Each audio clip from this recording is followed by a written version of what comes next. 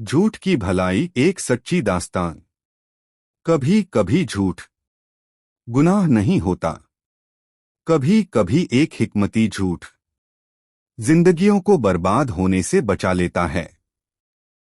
आज की ये दास्तान झूठ की भलाई आपको सोचने पर मजबूर कर देगी कि क्या सच्चाई हर वक्त जुबान पर लाना जरूरी होता है, या कभी कभी चुप रहना ही सबसे बड़ा सच होता है।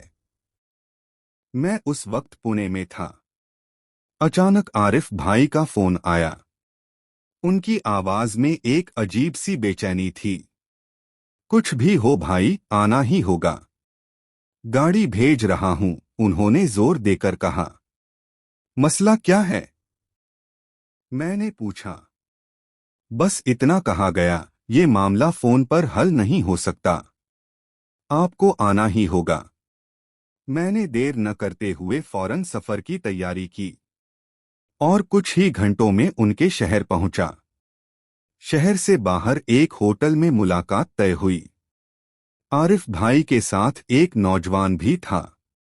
ये मेरा भतीजा है, कहकर उन्होंने उसका तारुफ कराया और फिर बोले, अगले हफ्ते इसका निकाह है। मैंने कहा, माशाअल्लाह, बहुत बहुत मुबारक हो। लेकिन तभी उनके चेहरे पर एक साया सा उतर आया। आरिफ भाई ने बड़ी संजीदगी से अपने भतीजे की पूरी परेशानी बताई। भाई, मामला संगीन है, उन्होंने धीमी आवाज में कहा। लड़का पूरी तरह से शादी के लिए अनफिट है। वो कभी भी बाप नहीं बन सकता, ना औरत को हमबिस्तरी का सुख दे सकता है, और इसके माँ बाप इसके शादी के लिए पीछे पड़े हैं। मेडिकल रिपोर्ट देखकर मामला साफ हो गया। अब ये मसला किसी एक शख्स का नहीं, पूरे खानदान की इज्जत का था। मैंने आरिफ भाई को तसल्ली दी और कहा, घबराने की नहीं, इसे हिकमत और सलीके से सुलझाना होगा, ताकि किसी की जिंदगी बर्बाद न हो और बदनामी भी न फैले।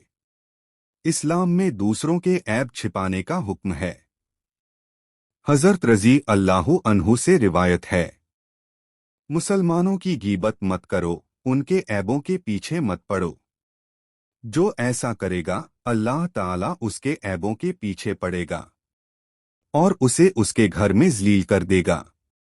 18 साल के काउंसलिंग अनुभव में ऐसा मामला सिर्फ दूसरी बार सामने आया था। मैंने सबसे पहले उस लड़के को गले लगाया। बेटा, तुमने बड़ा नेक और हिम्मत का काम किया है। अपने साथ साथ उस लड़की को भी बदनामी और दर्द से बचाया है। अल्लाह ताला इसका अज़्र जरूर देगा। उसकी आंखों से आंसू बह निकले और माहौल में सन्नाटा छा गया। फिर मैंने लड़के के माँ बाप और लड़की के माँ बाप को एक एसी हॉल में बुलवाया। हॉल भले ही ठंडा था, लेकिन वहां दिलों और दिमाग में आग जल रही थी। सब जमा हो गए, आरिफ भाई, लड़का, दोनों पक्षों के माँ बाप और मैं। कुल 7 लोग। आरिफ भाई ने बात शुरू की।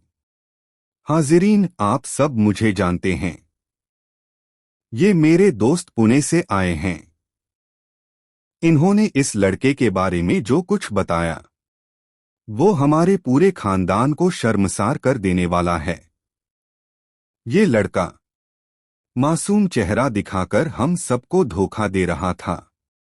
इसने पुणे में 2 साल पहले शादी कर ली है और एक बच्चा भी है। ये सारी बात छिपाकर दूसरी शादी करने बैठा था। जब मुझे ये हकीकत पता चली तो मैंने आप सबको बुलाना जरूरी समझा। आप सोच सकते हैं फिर वहां क्या तूफान मचा होगा। गुस्से में तमतमाए चेहरे, आंखों में आग। लड़की वालों ने रिश्ता उसी वक्त तोड़ दिया और गालियों व बद्दुआओं की बारिश करते हुए हॉल से निकल गए। लड़के के माँ बाप ने भी बेटे और भाई दोनों से रिश्ता तोड़ने का ऐलान कर दिया। कभी कभी झूठ झूठ नहीं होता, बल्कि हिकमत होती है। अगर उससे किसी की इज्जत, जिंदगी और भविष्य बचता हो। तो वो झूठ नहीं, नेक काम होता है। आप सबसे गुजारिश है कि हमारे इस चैनल को सब्सक्राइब करें, शेयर करें और दुआओं में याद रखें। इंशा अल्लाह आगे और भी बेहतर वीडियोस लेकर हम आपके सामने हाजिर होंगे।